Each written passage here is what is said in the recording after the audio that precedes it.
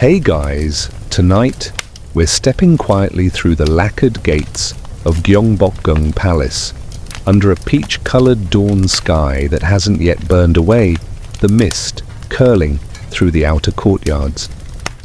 The stone paths are still slick with dew, and the clatter of hooves from an early patrol echoes far off beyond the painted gate towers.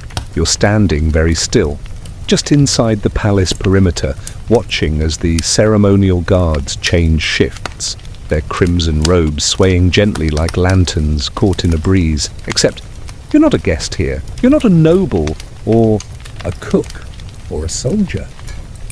You're wearing robes of your own, pale, discreet, finely pressed, but intentionally unadorned. You're one of the king's court eunuchs. You live here now. And trust me, your job. It's far more complicated and surprisingly more interesting than the average bedtime history video gives it credit for. But you probably won't survive this, or more precisely, you wouldn't survive the centuries of etiquette, silent maneuvering, and occasional poisonings that surround your every footstep. Not to mention the early life trauma that got you here in the first place. But we'll get to that in a bit. Still, you're remarkably calm, maybe even content, as the city wakes and the royal machine begins to hum. So, before you get comfortable, take a moment to like the video and subscribe. But only if you genuinely enjoy what I do here. And if you're feeling generous, let me know your location and local time down in the comments. I love seeing how far this sleepy little channel reaches. Now dim the lights, maybe turn on a fan for that soft background hum, and let's ease into tonight's journey together. The heavy palace doors creak open, revealing long tiled corridors that smell faintly of pine oil and old ink. You shuffle forward, slippers whispering against polished floors as the rest of the eunuchs begin to appear. Silent shadows in similar robes emerging from hidden servant doors like ghosts rehearsing a ritual. This is the Joseon dynasty, Korea. Around the mid-1700s, the dynasty is already 3 centuries old, but the walls still shine with fresh lacquer and everything hums with bureaucracy. The king is the beating heart of this universe, and you, dear listener, are a bloodless vessel flowing silently around him.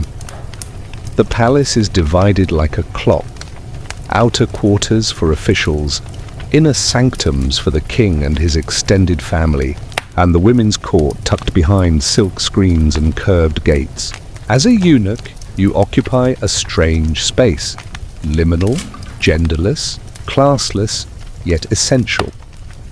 You're trusted with dangerous proximity to both royal power and forbidden privacy. And no one ever really looks you in the eye. Your first task? Lighting the lanterns in the king's reading chamber. You carry a small bundle of reeds dipped in pine resin, striking a spark with a flint that makes your fingers ache. The scent of the smoke is sharp, but oddly calming. A few early sparrows chirp somewhere in the rafters, and a senior eunuch nods curtly at your work. You've done it right. Historically, eunuchs in the Korean court were not mere background props. Many wielded real influence, handling records, appointments, food service, and surveillance. Some even acted as liaisons between warring political factions, without ever speaking a word aloud. But they had to walk a knife's edge. Your usefulness had to exceed your presence. And your presence? Always invisible, always appropriate, always clean. Today, you're tasked with overseeing laundry dispatch for the Queen Mother. Sounds boring. Until you realize those linen-wrapped bundles are folded with signals, hidden messages inked in pomegranate dye, and sometimes, just sometimes, a sliver of smuggled spice from a loyalist cook.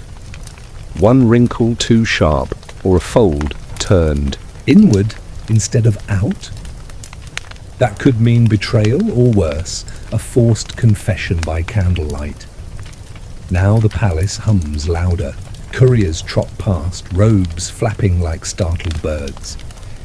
You keep your eyes respectfully lowered, but your ears attuned, like a court musician's zither. In this world, silence is your shield and your power. You pass through the administrative hall where a scribe is coughing dramatically, as if announcing his entire genealogy. He's faking it, probably. Officials do that when they're about to call in sick and avoid a royal summons. You make a mental note to stay out of any room he's been in. Coughing, even theatrical, gets you reassigned to trash detail faster than you can say royal compost. It's worth pausing to note, historians still argue whether eunuchs in the Joseon dynasty had clearly defined rankings. Some sources suggest a complex hierarchy modeled after the Confucian scholar system. Others claim it was more improvisational, based on favor and proximity to the royal family. What we do know is that senior eunuchs wielded enough influence to make or break minor ministers, and at least once, a eunuch scribbled a poem so controversial it sparked a temporary ban on indoor lanterns. Yes, really, but for now, you remain in the middle. Too new to be feared, too steady to be dismissed. That's not a bad place to be. Just before mid-morning, a young boy with a nervous squint hands you a scroll. It's an inventory request, hairpins for the consort's daughters. You bow, take it wordlessly, and move toward the inner storeroom. You'll need to account for every pin, every ribbon, and double knot every closure. They'll never thank you for it. But mess it up, and you'll be scrubbing oil jars in the winter wind before lunchtime. Before you reach the storehouse, you pass by an old bronze mirror leaning awkwardly against the wall. You glance into it, and for a moment, the lines on your face seem unfamiliar. There's something ghost-like about your reflection. Something tired and oddly weightless, but no time for philosophy. The king is stirring now. You hear it in the distant shift of guards, the sudden scent of fresh ink and citrus balm, and you'll need to be ready.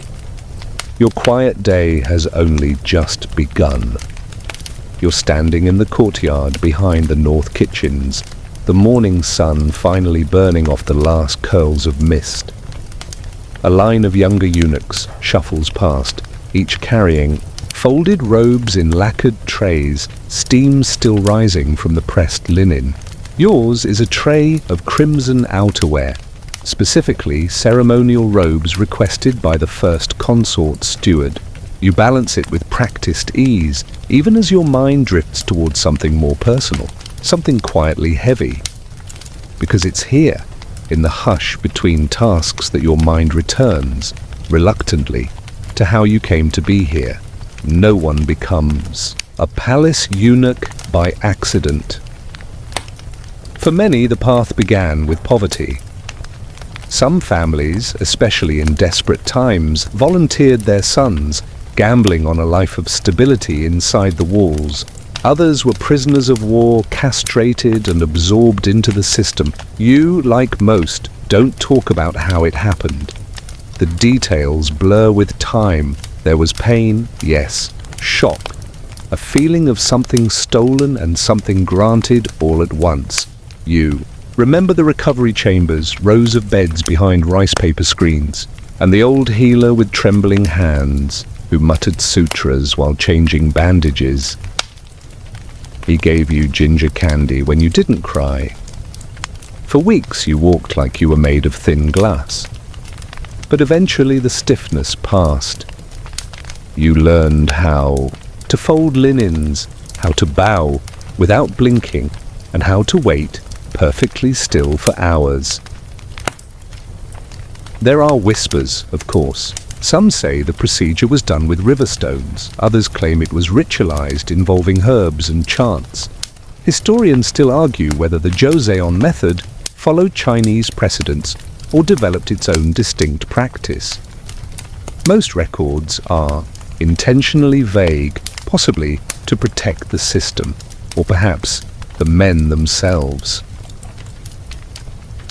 You navigate the memory with quiet dignity, folding it into your mind like a spare robe. It's part of who you are, but not all of it.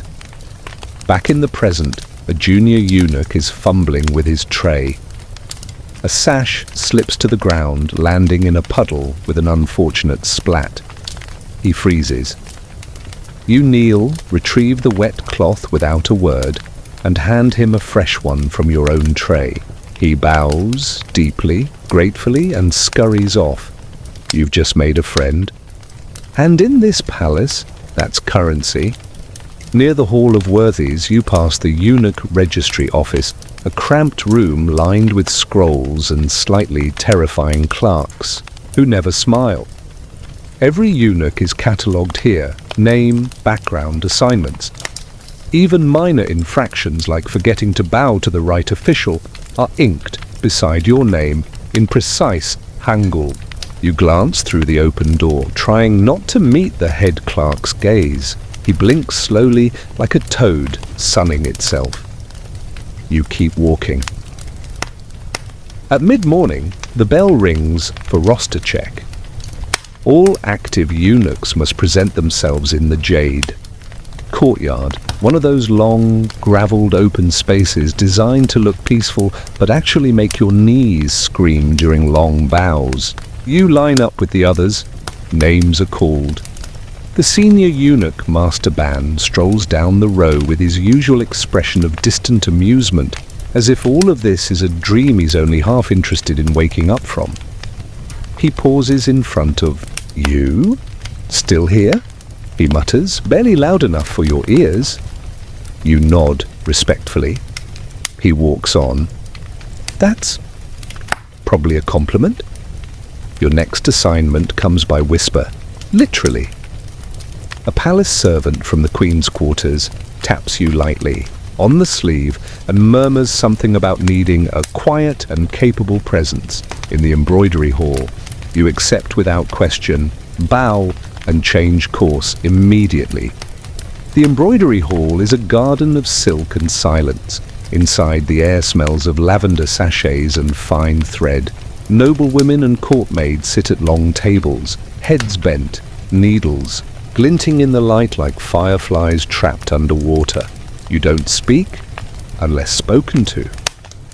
You light incense, you refill tea, and, when called upon, you unroll scrolls showing complex patterns passed down for generations.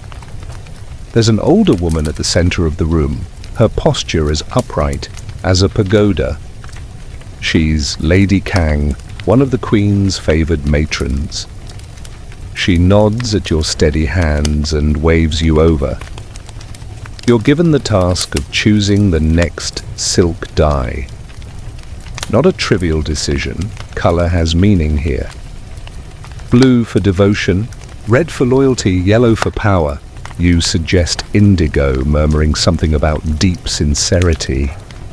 Lady Kang nods. You live to serve another hour.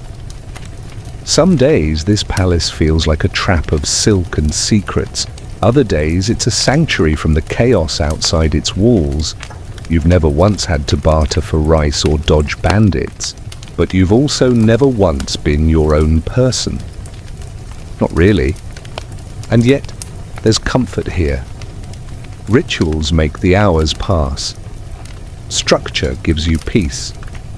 You know when the sun will hit the western wall, and when the bells will toll for evening prayers. You even know how many steps it takes to reach the king's library from the laundry pavilion. Exactly 4:12 unless the floor is being polished. Then you take the long route.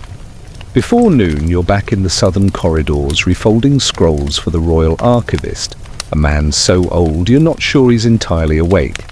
He hums while you work, mostly to himself, sometimes to the scrolls. One of them is odd, a poem written by a eunuch 3 reigns ago, tucked between tax records. It's light-hearted, even funny. My shadow bows deeper than I do, yet earns no soup or silk. Tell me, who serves more faithfully? The man or his echo? You smile quietly. You don't take the poem with you, of course, but it stays in your mind for the rest of the day. By the time the sun touches the ridge of the western wall, you've completed 7 minor errands and 1 unrecorded act of kindness. It's not dramatic, not memorable to most, but inside this world of protocol and restraint, it's enough. It's more than enough. The sky is beginning to soften into late afternoon, and the palace changes its texture. What was crisp becomes hushed. Shadows stretch like lazy cats across the courtyard stones, and the air carries the distant scent of ginkgo leaves and wet ink. You make your way to the Hall of Eternal Benevolence, a name that sounds reassuring, until you realize it's where the king receives reports on palace conduct. And today, you've been summoned. Don't panic, probably. You stand at the edge of the stone threshold, bow deeply, and wait. A junior scribe motions you forward, and you glide across the smooth floor with your head bowed, spine straight. Inside, the hall is a stage of murmuring officials and fluttering robes. Ministers confer in low tones, while eunuchs move along the edges like shadows with clipboards. The king is not present, only a royal secretary and a few senior scribes. Apparently your handwriting has been noticed. You're being considered for a role in the Saganwon, the Office of Censors, where records are kept, edited, and rewritten 100 different times for the sake of dynasty-approved clarity. This is the palace's collective memory, and they want your steady hands. You nod once, the clerk nods back. It's not a promotion yet, it's an evaluation. You have 1 week to prove you can scribe better than a Confucian scholar with insomnia. That night, you return to your shared quarters with your mind humming. The sleeping hall, nestled between the kitchens and the laundry court, is filled with low wooden beds arranged like silent questions. You take your place among them, laying down in the thin light of an oil lamp. The snores of other eunuchs form a strange lullaby. You wonder if any of them ever dreamed of this life. The next morning begins with the scent of millet porridge and rain. You slip into the archives early, very early, and begin practicing. Brush in hand, inkstone at your side, you copy passages from the Confucian Analects, slowly, mindfully. Like they taught you when you were still wobbling around the training hall, trying not to drop scrolls or bump into important people. Your brushstrokes are fluid, almost meditative, thick to thin, curve to lift, stop, and again. The characters begin to breathe under your touch. A senior archivist glances over your shoulder and grunts. Not terrible. This is, of course, the highest possible praise. You're assigned a test project, a recopy of a royal edict issued 5 reigns ago regarding the colour of ceremonial umbrellas. A deeply important matter, apparently. It seems that in 1462 someone dared to use a plum-coloured canopy during a late spring procession. The scandal. Plum, as everyone knows, was reserved for the Queen Dowager during funeral months. Historians still argue whether the edict was a sincere crackdown or simply an excuse to sideline a troublesome official who happened to like the colour, purple. Either way, the umbrella decree must be preserved. You copy it carefully, adding the mandatory stylized header in golden ink. Later that week, your calligraphy is reviewed by one of the Saganwon scribes, a man with eyebrows like angry commas. He examines your work in silence. Then he sighs. I could pass for a scholar, he mutters, if you weren't already ruined. You smile politely, because that's as close to a compliment as you'll get from someone who once out-debated a monk into tears. He hands you your next assignment. It's A birth record, not just any birth. This one concerns a royal concubine's son whose name was never recorded in the official annals. You aren't told why, you're simply instructed to make it clean. The air in the archives is thick with implication. You've entered the realm of palace editing, where facts become footnotes, or vanish altogether. But the more you copy, the more you notice the inconsistencies, dates that don't line up, names changed with the flick of a brush, marginal notes written, then scratched out. Even in a place built on order, there is suggestion, whisper, revision. You glance around the quiet room, wondering how many truths are buried under layers of calligraphy. Back in your sleeping quarters that evening, you talk softly with one of the older eunuchs. He's been here longer than most of the furniture.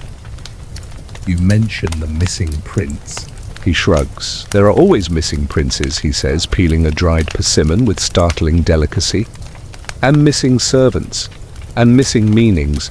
Then he offers you a slice of the persimmon, as if that explains everything. Maybe it does. You take it, chew slowly. The flavor is sticky sweet and oddly calming. The next day, you're summoned again, but this time to the Pavilion of Tranquil Reflection, an elegant name for what is essentially the palace's mental health break. Room. There, a Buddhist monk has been invited to chant for palace harmony. You are to assist by setting cushions, distributing tea, and ensuring that no one steals the incense. The monk, barefoot, wrinkled and serene, smiles at you with something like recognition. "I've seen you before," he murmurs, although you're certain he hasn't. You ask if he'd like ginger or lotus tea. "Lotus," he says, but with a slice of ginger, like balance. The ritual begins. Gentle chanting fills the space, the kind that seems to wrap itself around your thoughts like warm silk. You kneel nearby, still and attentive, and feel the palace exhale for the first time in weeks. Later, the monk hands you a scrap of parchment. On it is a single word, Mayum, Mayum, he says. Heart, mind, don't forget yours. You tuck the word into your sleeve, unsure whether to feel enlightened or gently confused. Probably both. The next morning, a fine mist dusts the palace grounds like powdered rice flour. You move quietly along the flagstone path toward the outer kitchens, where breakfast for the court is already underway. Steam rises from massive earthen pots, and the rhythm of pounding rice echoes like a soft drumbeat through the courtyard. You're not here for porridge, you're here for a favor. One of the kitchen eunuchs, a round-faced man called Dosik, owes you. Months ago, you'd helped him retrieve a tray of spilled lotus pastries before the first consort noticed. Today, you're hoping he remembers. You need access to the delivery records for the pantry stores, not exactly top secret, but not typically shared with your rank either. You find him elbow deep in sticky rice, humming a tavern song under his breath. When he sees you, he grins, looking for something sweet? Something dry, you say. Like grain tallies, he snorts. Still, trying to impress the registry office? You shrug, but the truth is more tangled. You're starting to notice gaps, odd patterns in who receives what, when. The Queen's Wing gets more preserved pears than any other. The Scholar's Pavilion logs 3 extra bottles of plum wine per cycle. And the Northern Storehouse, almost never opened, though its records claim weekly access. Dusik hands you a scroll, smudged and flour-dusted. Bring it back before mid-meal, and if anyone asks, we're cousins. Unlikely cousins, you mutter. Adopted, he replies. You retreat to a quiet corner of the herb-drying shed and unroll the scroll. Columns of Hangul line the parchment, tiny notations about bean deliveries, pickled radishes, bundles of ginseng. You trace your finger along the dates. It's all so precise, too precise. Some entries repeat down to the punctuation. Others skip a line like they were written in a hurry. And there's one peculiar symbol next to a dried mushroom entry, a stamp you don't recognize, not the usual official seal. This one looks hand-carved, like a personal mark. You make a mental note to copy it later. Historians still argue whether the palace record keepers intentionally buried these codes or whether they were simply habits. Marks left by lonely scribes craving a touch of individuality in a sea of sameness. Either way, you're now attuned to spotting them.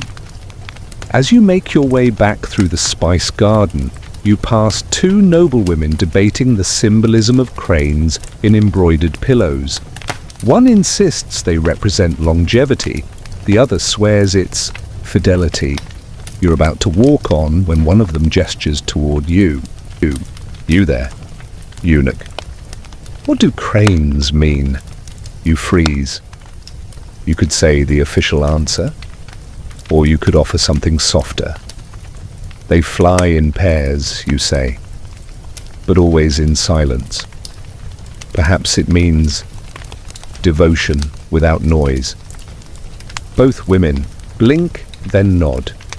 Satisfied, they return to their dispute, which has now shifted to whether peonies are too garish for funerals.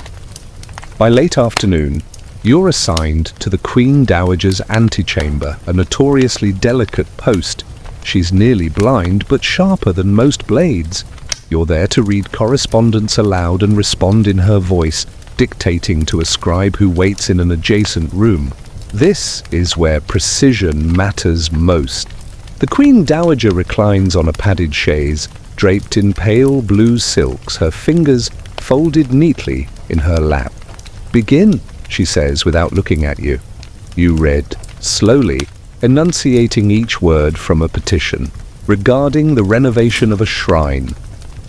She interrupts twice, once to correct a date, once to laugh dryly at a noble's overuse of flattery. Her voice is paper-thin but unshakable.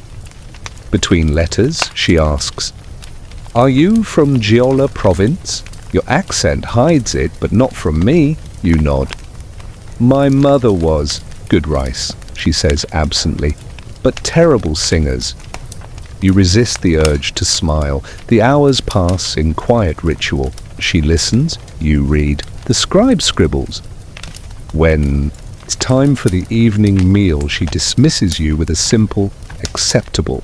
Again, high praise. On your way back to your quarters, you cross the path of the Crown Prince's tutor, an ancient scholar whose beard seems to defy gravity. He's muttering about his lost reading glasses, though you suspect he's just tired. Of reading, you offer to walk with him and he accepts, linking arms like old friends. "You know," he says, "in the Tang court, eunuchs eventually ran the entire bureaucracy."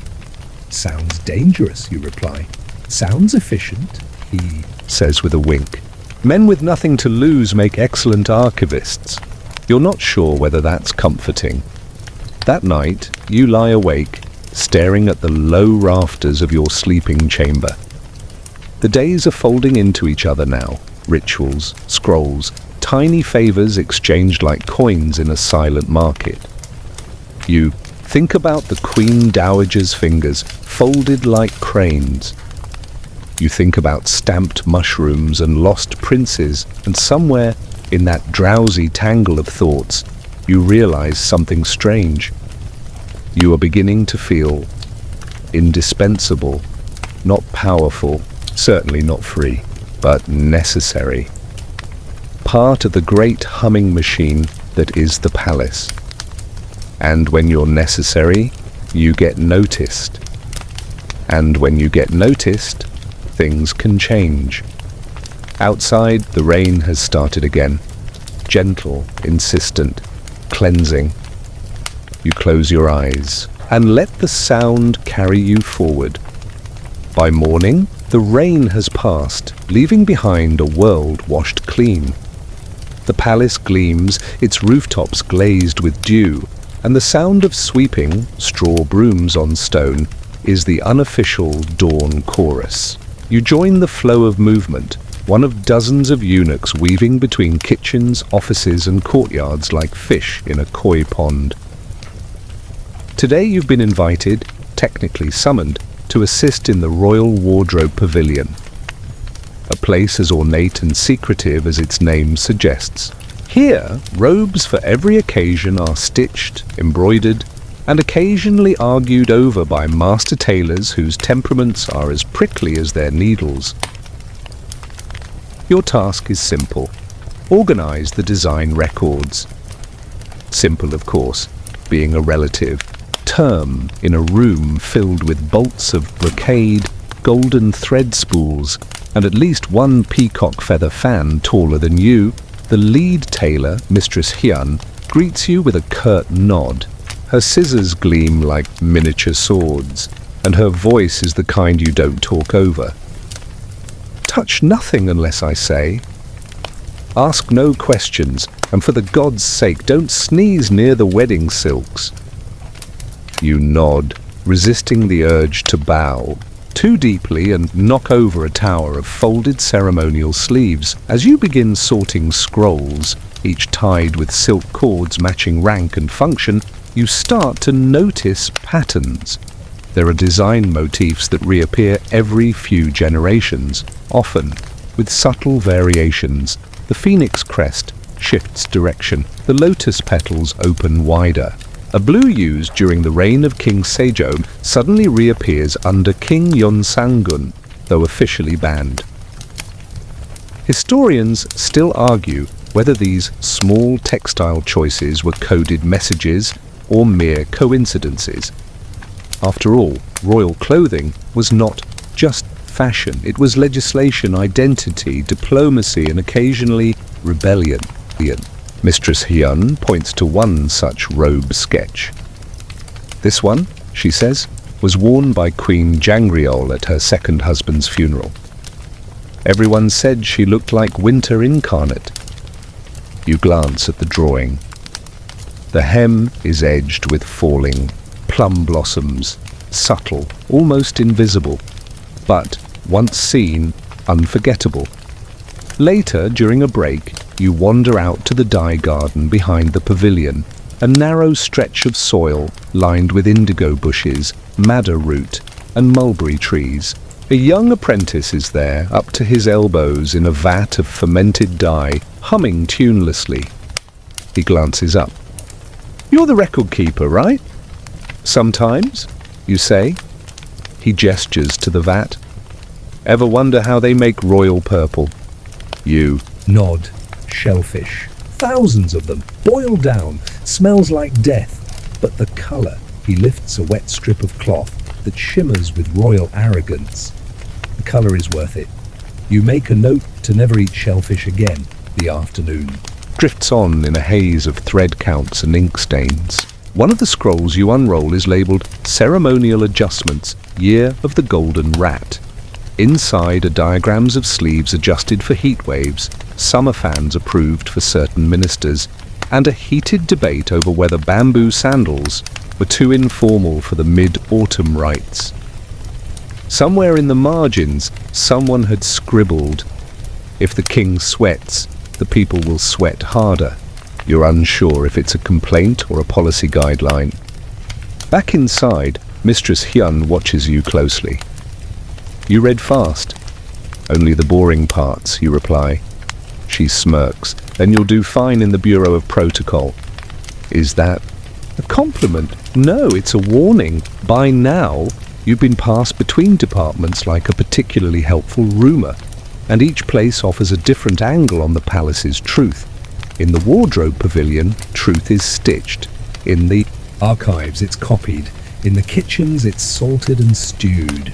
The palace is less a building and more a symphony of quiet intentions. You're starting to understand the rhythm that evening. You're invited to observe a robe fitting for the crown princess. It's not your job, strictly speaking, But someone in the scribe hall misplaced her original measurements, and they need confirmation. The princess arrives flanked by court ladies. She moves with the studied ease of someone raised under observation. When the fabric is draped over her shoulders, she holds herself still, almost regal. But then she whispers to her handmaid just loud enough. This collar is shaped like an Ox tongue. One of the seamstresses stifles a laugh. The princess winks. In that moment, you realize she's younger than you, a girl buried in silk. You sketch her measurements quickly and efficiently. She doesn't look at you, not directly. But as she leaves, she murmurs, "Don't believe everything they write down." It's unclear whether she means history, gossip, or your own notes. You return to the record room and slide her measurements into a new scroll labeled Confirmed Dimensions, Royal Consorts and Senior Ladies. Neatly, quietly, no fuss. Outside, dusk has fallen. Lanterns begin to glow along the eaves, flickering like sleepy stars. The palace slows. Its breath evens out. Back in your sleeping quarters, Dosick is snoring already, clutching a dried persimmon like a comfort stone. Another eunuch is humming a lullaby from his hometown. Someone's whispering a dream into their pillow. You lay on your mat, eyes tracing the grain of the rafters. Today you help preserve a 1,000-year story by adjusting a sleeve. Not bad for a boy from Jeolla province. A few days later, you're assigned to what most eunuchs dread, morning duty in the Bureau of Propriety. Even the name feels like a lecture. This office governs decorum, how many bows per greeting, which shoes for which court ritual, what posture a concubine must maintain when weeping in public. It's like being trapped inside an etiquette manual written by a rice cracker. Your supervisor is Eunuch Tay, a man so straight-backed you suspect he sleeps standing up. He gestures to your task. Review the scrolls cataloguing court conduct during mourning periods over the past 2 centuries. You're to verify which postures were favored by each dynasty and flag any inconsistencies. Easy, right? You sit down on a lacquered mat and unroll the first scroll. Within 10 minutes, you've entered a trance of ceremonial synonyms: low bow, half bow, standing bow, bowed head, lowered gaze, solemn kneel, prostrated grief. At some point, you think you may have bowed in your sleep, but then something catches your eye. During King Injong's reign, the record shows the Queen Mother stood in silence beside her late husband's coffin for 13 hours straight. No movement, no food, no tears. Just a single note, draped in white, unmoving as moonlight. Poetic, but also suspicious. You flag the entry with a slip of blue paper. Eunuch Tay raises an eyebrow. Questioning the Queen Mother's stamina, you shrug. Perhaps she blinked. Historians still debate how much truth exists in these descriptions. Some argue they were performance scripts, idealized behaviors meant to guide, not record. Others believe they're literal, down to the minute. In any case, it's clear that mourning was as choreographed as weddings or coronations. Later, Tai softens. You read between lines. That's good. That's dangerous. You're not sure which part he disapproves of more. At mid-morning, you're pulled for a side errand, escorting a foreign visitor's translator through the Hall of Scrolls. The visitor is from Ryukyu, the Okinawan kingdom, and wears robes brighter than anything in Joseon court. His translator is nervous and precise, bowing to everything, including a cat. As you walk them through the hall, the visitor points to a scroll and asks something in his lilting dialect. The translator furrows his brow, then says, "He wishes To know why the kings never smile in portraits, you smile yourself. Because smiling is a privilege, not a requirement. The visitor nods thoughtfully and pats you on the shoulder. You feel an odd warmth. He smells like citrus and pine resin. As they leave, the translator slips you a small card with 3 hand-drawn symbols, a mountain, a wave, and a sun, a token, perhaps, or a riddle. That evening, you return to the morning records. One scroll describes the funeral of Crown Prince Soyeon in heartbreaking detail. The ink used was mixed with tears, and the calligrapher reportedly collapsed afterward. Another mentions a mourning ritual where courtiers had to eat bland millet for 49 days. You imagine the collective gasps of spice-loving ministers. Among the stacks you find a slim volume tucked behind a ledger, oddly placed, as though someone didn't want it found. It's titled Gestures of Quiet Resistance. Inside are brief accounts of moments when courtiers subtly defied royal orders without breaking protocol. One example details a concubine who wore her mourning robes backward, still white, still modest, but just slightly askew. No one dared call it disobedience, but everyone noticed. You copy the entry down in your notebook. On your way back to your quarters, you run into Mistress Hyun again. She's inspecting the embroidered panels on a ceremonial banner. "You're everywhere these days," she mutters. "I get bored easily," you reply. She chuckles. "Be careful. The palace notices those who don't blend in." As the evening folds around you, you find yourself walking past the Hall of Ancestors. It's quiet. Even the wind holds its breath here. You stop before a stone carving of King Gwanghwaegun, the monarch known for both brilliance and paranoia. You whispered, "Did you smile? Ever?" The carving doesn't respond, but in the lines of his face you almost see it. A flicker of something, not joy, something else. Weariness, irony. Back in your chamber, someone has left a gift on your mat, a rice cake shaped like a crane, its wings etched in powdered sugar. No note. You stare at it for a long time before taking a bite, sweet, subtle, symbolic. Like most things in this place. Morning finds you awake before the drums. There's a chill in the air that sneaks through the wooden slats, wrapping itself around your ankles like an overly affectionate ghost. You pull your robe tighter and make your way toward the Hall of Astronomy. Yes, that's your new assignment today, because nothing says career trajectory like being shuffled from morning rituals to moon charts. The hall is tucked at the far edge of the palace grounds, behind the medicinal gardens, and just south of the clock tower. As you approach, the scent of ginkgo and ink fills the air.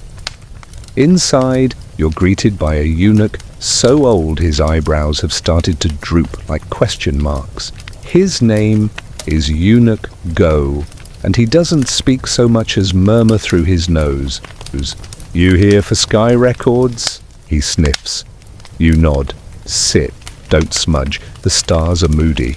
You do as you're told. The table is wide, covered in silk maps of constellations, planetary diagrams, and celestial omens scribbled in looping Hangul and classical Chinese. A faint glow comes from an oil lamp burning with a wick made from rice straw. Your job today, update the moonrise log with data copied from the observatory's mechanical water clock. A simple task if you ignore the fact that the clock sounds like it's trying to cough up a fish every 30 minutes. Still, you find a rhythm. Copy, date, verify. And as you do, you begin to notice how deeply the court relied on these star charts, not just for scheduling rituals, but for judging royal pregnancies, predicting political shifts, and even approving or delaying military campaigns. Historians still argue whether a lunar eclipse actually prevented a war in 1643 or if the ministers just needed an excuse to avoid battle. Either way, a shadow over the moon once saved thousands of lives. Midway through the scroll, you pause over an entry, comet sighted, tail long and bent, interpreted as omen of betrayal. The date corresponds with the exile of a famed minister. Coincidence? Or narrative stitching? You ask Eunuch go. He shrugs.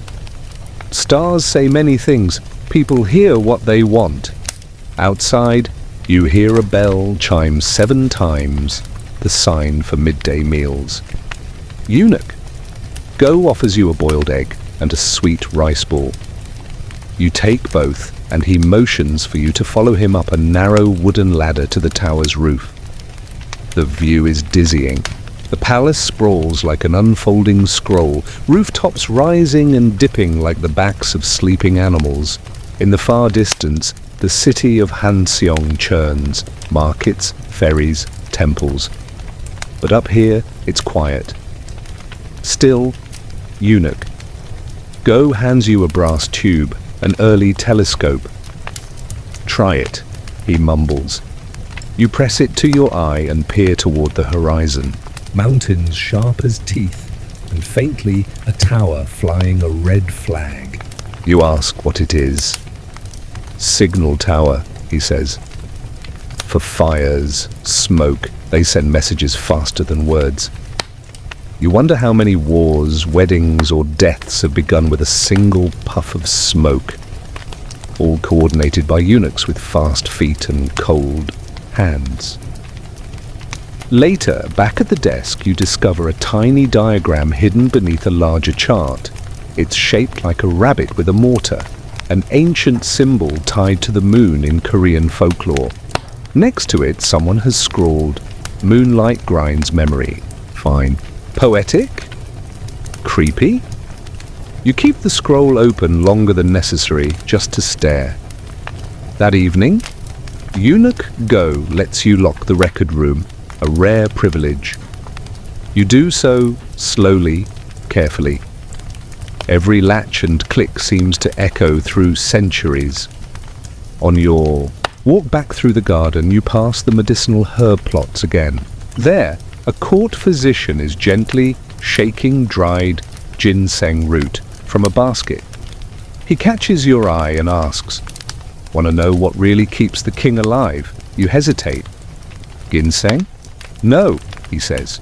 "Routine." That man eats the same breakfast. Every day. Hasn't changed in 20 years. What is it? Boiled millet, 3 pine nuts, and a pickled plum. You wince. And here I thought power tasted like grilled eel. The physician grins. Eels for princes. Kings eat predictability. Back at your quarters, the night is especially clear. Dusik has fallen asleep with one sock on and a half-written love poem under his cheek. You don't ask questions. You lie down and think of stars, towers and telescopes, of rabbits on the moon and pickled plums on royal plates. The sky, after all, isn't above the palace. It's part of it. The next morning, your footsteps lead you to the palace kitchens, a place bursting with the heady aroma of simmering broth and roasting chestnuts. Today, you're assisting in the documentation of royal recipes, a task as far from scholarly scrolls as a fish is from dry land. Yet this kitchen holds secrets older than many kingdoms. The head cook, Madame Song, is a formidable woman, with a face as lined as a well-read cookbook and hands that move with the precision of a master calligrapher. She eyes you skeptically. "You'll need patience and a strong stomach." You nod, clutching your notebook like a shield. First on the list is the preparation of gungjung tteokbokki, a royal rice cake dish flavored with soy, beef broth and pine nuts, far more subtle than the fiery street food version you remember from your youth. Madame Song insists that every ingredient tells a story. The rice symbolizes purity, the pine nuts, prosperity, and the slow, simmering, harmony. You watch as the cooks methodically peel chestnuts, trim beef, and stir the pot with gentle care. It's a slow dance, and you find yourself lulled by the repetitive chopping and stirring. The kitchen chatter is hushed but warm, a kind of familial hum. Midway, Madame Song pauses to recount a curious anecdote. Centuries ago, a dish called SSL gukbap, rice soup, was believed to cure insomnia among the court ladies. They would sip it quietly in their chambers at midnight, its bland warmth coaxing sleep like a lullaby. Historians still argue whether the insomnia was from palace intrigue or simply the discomfort of silk robes at night. Either way, the recipe lived on, less for its efficacy and more for its comforting ritual. As you scribble notes, your attention is caught by a small, worn jar labeled doenjang, the fermented soybean paste that's the heart of many Korean dishes. Madame Song opens it with reverence, describing how this paste ages in earthenware pots underground, developing flavors that deepen with time. Like a good secret, she says with a wink. Later, you help prepare a special banquet dish reserved for royal celebrations, hamel jonggol, a seafood stew simmering with abalone, shrimp, and seaweed. The scent is intoxicating and reminds you of coastal markets back home, where fishermen unload the morning's catch amid shouts and laughter. You're reminded that food, like history, connects people across generations and geographies, an unbroken thread woven through the palace walls. Toward the end of the day, Madame Song shares a lesser-known detail. The royal kitchen had secret recipes written in code to prevent spies from stealing culinary secrets. Some historians believe these codes doubled as political messages, though no one is quite sure which. You close your notebook, feeling the weight of centuries in every simmer and stir. As night falls, you sit outside the kitchens, savoring a small bowl of leftover rice porridge. The palace buzz dims, replaced by the chirping of cicadas. Tomorrow, you think, maybe you'll find out what those coded recipes really say. Dawn breaks gently, the palace bathed in a soft peach light that seeps through paper windows like a whisper. Today, your path leads you to the court's medicinal garden, a place where ancient healing blends with quiet ritual. The head herbalist, Mistress G, greets you with a knowing smile.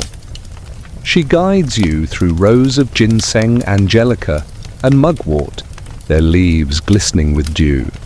The scent of earth and herbs wraps around you, calming as a lullaby. You learn that these gardens were designed not just for healing, but as a sensory balm. Walking among them was believed to ease both body and mind, especially for those burdened by court pressures. The gentle rustle of leaves, the soft drip of water from bamboo spouts, all part of a carefully crafted therapy. Mistress G shows you a curious specimen, the Korean silver bellflower, whose roots are used in teas said to soothe coughs and ease sleeplessness. You nibble a leaf expecting bitterness, but taste a faint sweetness like a secret. You're told that eunuchs often carried small pouches of crushed herbs to nibble discreetly during long ceremonies. It was a quiet rebellion against the fatigue that cloaked them. Historians still debate whether these herbal remedies had tangible medical benefits or were largely placebo. Yet the tradition persisted, weaving itself into court life. Later, you observe the preparation of a healing ointment made from camellia oil and crushed chrysanthemum petals. The mixture is smooth and fragrant, applied gently to the temples of a weary minister. You imagine the relief in that touch, even if the cure was more comfort than chemical.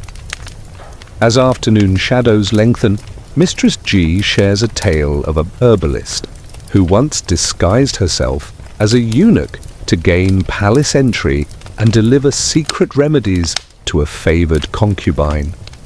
The story's truth remains uncertain, but it speaks to the power of healing beyond the rules. You wander back through the gardens. Alone, feeling the cool soil beneath your sandals. The flowers seem to lean in closer, their petals trembling with a silent wisdom. In the quiet, you catch the distant sound of a flute, its notes curling through the trees like smoke. It reminds you that sometime today you're summoned to the palace. Archives, a labyrinth of shelves that smell of aged paper and quiet secrets. The air is cool, heavy with dust motes dancing in the shafts of afternoon light. It feels like stepping into the bones of history itself. Your task: to investigate the evolution of palace punishments, not the gruesome kind, but the peculiar ones, carefully designed to maintain order without scandal. The bureaucrat in charge, Eunuch Min, explains that discipline was a delicate art, balancing severity and dignity. You learn of the silence penalty, where courtiers were made to stand in the courtyard with wooden clogs on, forbidden to speak for an entire day. This punishment was both practical and symbolic, a reminder of how words could be dangerous. One record details a lesser-known form of correction, the lotus bow. Offenders were required to bow so deeply their foreheads nearly touched the ground, holding the position until relief came or the sun set. You imagine how awkward that must have been, especially in heavy robes. Historians still argue whether these punishments genuinely reformed behavior or merely masked deeper resentments. Either way, the system was clearly designed to maintain harmony without creating martyrs. You find a curious marginal note, a forgotten law stating that any official caught laughing during a solemn ceremony would be assigned the Shadow Watch, weeks spent trailing the chief eunuch in silence, learning the ropes through observation alone. A fate whispered about but rarely confirmed. As you study these entries, you notice the gentle humor embedded in the language. Terms like restorative pause and contemplative stand soften the harshness, turning punishment into a kind of quiet performance. Later, you observe a practice called night walking, where courtiers guilty of minor offences were ordered to patrol the palace grounds after dark, ostensibly to reflect, but also to keep away from intrigue. The night air was thick with mystery, lanterns flickering like fireflies. You think of Dosik, probably still asleep with one sock missing, blissfully unaware of such nocturnal duties. Before leaving the archives, Eunuch Min shares a final piece, a rare case of a high-ranking official who received a feathered cap punishment, forced to wear a hat adorned with brightly coloured feathers during court, marking him as a figure of mockery, and yet oddly admired for enduring it with grace.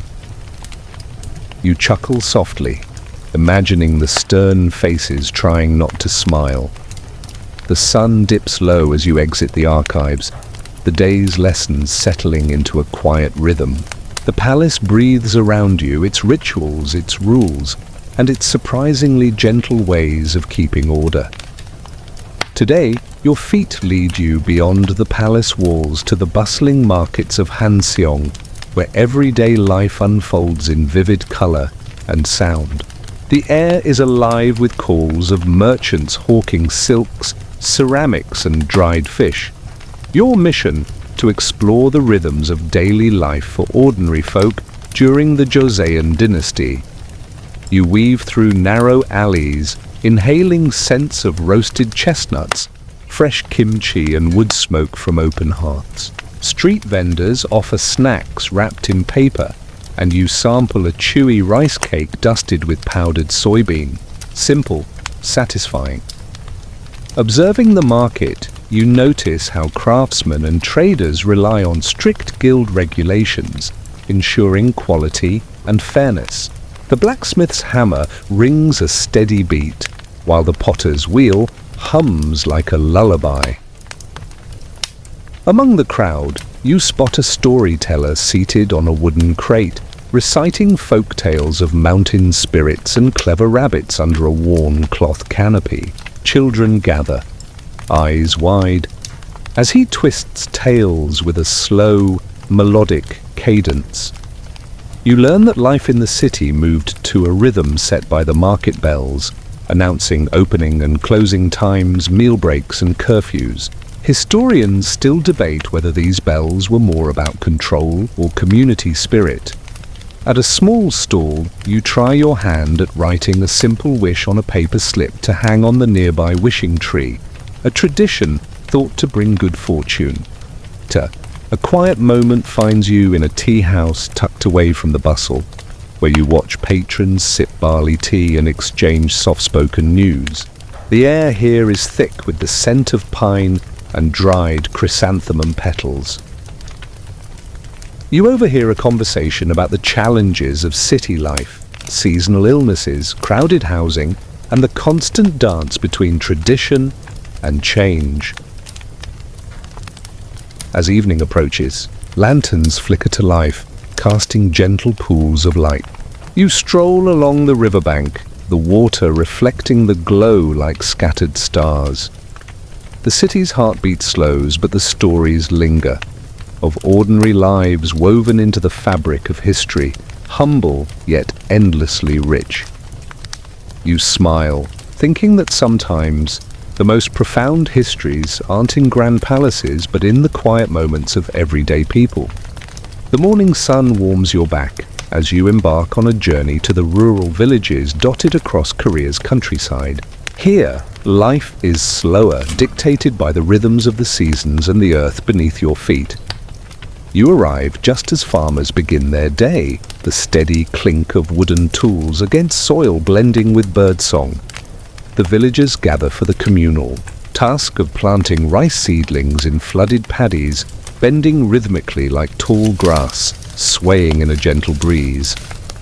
An elder explains that the planting season is accompanied by soft songs meant to coax the young plants to grow strong, melodies passed down through generations. You hum along, surprised by the calming effect, as if the earth itself responds to the lullaby. You discover a fascinating tradition. In some villages, farmers believed that whispering hopes into the seedlings would ensure a bountiful harvest. Whether this was superstition or a clever way to bond with the land, historians still debate. 8. Later, you visit a village weaving workshop where women spin cotton into thread using spinning wheels that seem to turn like slow heartbeats. Their hands move in quiet harmony, and the rhythmic clatter of looms fills the air with a soothing soundtrack. One weaver shares a quirky tale. A master weaver once created a fabric so soft and light, it was said to mimic the clouds. Whether this was fact or poetic exaggeration remains uncertain, but the story drifts through the village like a whispered legend. As afternoon stretches, you join a small gathering for a traditional tea ceremony. The host pours barley tea with slow, deliberate movements, each gesture a meditation. You savor the warm, nutty flavor, feeling it settle like a gentle hug. The ceremony ends with a simple proverb: patience brings sweetness. You find yourself reflecting on the day's slow pace and the quiet wisdom woven into every action. Night falls softly over the village, stars twinkling above rice fields that shimmer like liquid silver. You lie on a wooden porch, breathing in the cool air, the distant croak of frogs a lullaby. You think back to the palace gardens and bustling markets, different worlds, yet connected by the gentle pulse of tradition and care. Tonight, the countryside hums a soft song of its own. You awake to the delicate scent of incense drifting through the air as you step into the tranquil realm of Joseon-era scholars and their leisurely pursuits. Today's path winds through study halls filled with the quiet rustle of silk robes and the faint scratch of brush on paper. You find yourself in a room lined with scrolls where scholars debate poetry, philosophy, and the art of calligraphy. The air hums with the weight of centuries-old wisdom, and you settle in to absorb the gentle cadence of their discourse. The scholars speak of the guagio, the rigorous civil service exams that determined one's fate in government. You imagine the pressure behind the calm faces, the endless memorization, and the quiet desperation to impress examiners with elegant prose. Yet alongside these grand ambitions, there's a lighter side. You learn that some candidates used subtle humor in their essays, embedding gentle jabs and playful metaphors to amuse or confuse themselves. Historians still argue whether this clever wordplay was widespread or limited to a few bold souls. One scholar shares a curious tradition. Before exams, candidates often engaged in calming rituals like slow walks or tea ceremonies to soothe nerves. Some even wore specific robes said to bring luck. You watch a young man practicing his brushstrokes, the ink flowing like a slow river across rice paper. The rhythm is hypnotic, each stroke a dance of discipline and creativity. Later you're invited to witness a poetry contest where verses drift through the air like soft clouds. The themes are often nature, fleeting beauty, or the melancholy of parting. You realize that for these scholars, poetry was more than art. It was a form of meditation, a way to find peace amidst a demanding world. As twilight filters through paper, screens, the room quiets, the last lines written and read aloud with gentle reverence. You leave feeling a serene connection to these thinkers, whose lives balance duty and delicate artistry in perfect harmony. The soft glow of lanterns guides your steps back into the fading evening. Your journey now takes you to the quiet shores of the Han River, where fishermen have cast their net for centuries beneath wide, patient skies. The air is crisp with early morning mist, and the gentle lapping of water against wooden boats creates a soothing rhythm. You join a small group preparing for the day's catch. The fishermen move with practiced ease, their weathered hands untangling nets as stories flow freely between splashes and laughter. The scent of salt water and fresh fish mingles with the earthy aroma of river mud. You learn that traditional fishing techniques here often involved cooperative work, where entire families and neighbors contributed to the harvest, reinforcing community bonds. One fisherman shares a peculiar local belief that singing softly to the river spirits would ensure a plentiful catch. The idea seems to float between faith and folklore, and historians still debate how widespread these practices were. As the sun rises, the boats glide across the glassy surface, nets cast and drawn with rhythmic grace. You feel the gentle sway beneath your feet, the breeze carrying the whispers of countless mornings like this. Later, on shore, you explore the humble fish markets where sellers barter with cheerful calls, their voices rising and falling like a lullaby. Here, you discover lesser-known species once common in the river but now rare, like the Korean river crab, prized for its delicate flavor. A local cook invites you to try a simple dish: grilled sweet fish, glazed with a light soy and honey sauce. The flavors are subtle and comforting, much like the steady flow of the river itself. You reflect on the balance between human toil and nature's gifts, a harmony maintained by respect and tradition. As dusk settles, lanterns flicker along the riverbank, their reflections shimmering like fireflies on water. The fishermen pack away their gear, their day's work done, ready to rest and rise again with the tides. You breathe deeply, the river's gentle song easing you into a state of calm, a perfect lullaby for a restless mind. Your final step leads you to a quiet, candlelit room where the art of Yorzean insomnia remedies unfolds in soothing whispers and soft rituals.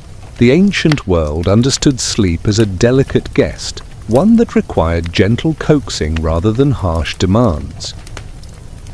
You settle into a low wooden chair as a healer prepares a concoction of chamomile, jujube, and lotus seeds, ingredients believed to calm the spirit and ease restless minds. The tea's warm aroma curls around you like a soft blanket.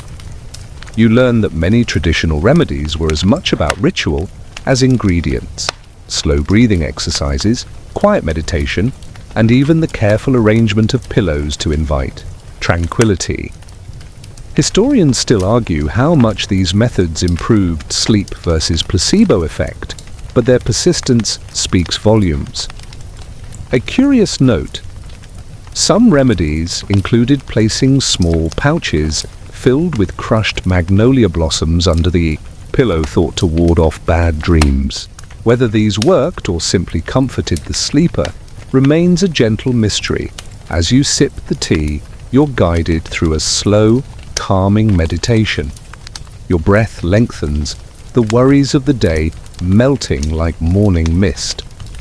The healer shares a story of a scholar plagued by insomnia who discovered peace not in herbs, but in nightly poetry recitals, each verse a soft tide pulling him toward rest. You think back to all the quiet moments you've witnessed, the soft footsteps in palace halls, the rhythmic spinning wheels, the lullabies of fishermen and farmers alike. Sleep, you realize, was never just a biological need, but a ritual woven through lives with care and intention. Your eyelids grow heavy, the room dimming softly around you. The night deepens, wrapped in gentle warmth. Let the quiet wash over you now, each breath a step deeper into rest. Slowly the day's tales fade into a soothing hush. Imagine the soft rustle of silk, the gentle murmur of water, and the faint scent of blooming jasmine lingering in the air. The world slows, folding itself into a calm embrace, where worries dissolve like shadows at dawn. You are safe here, cradled by history's soft hands, each story a quiet lantern lighting the path to peaceful dreams. Let the stillness settle in your chest, the gentle cadence of breath lulling you further. Feel the comfort of knowing that across centuries and cultures, sleep is a sacred pause, a moment to restore, to heal, and to dream. Now, as you drift away, carry with you the warmth of these whispered histories, each one a gentle melody in the night. Sweet dreams.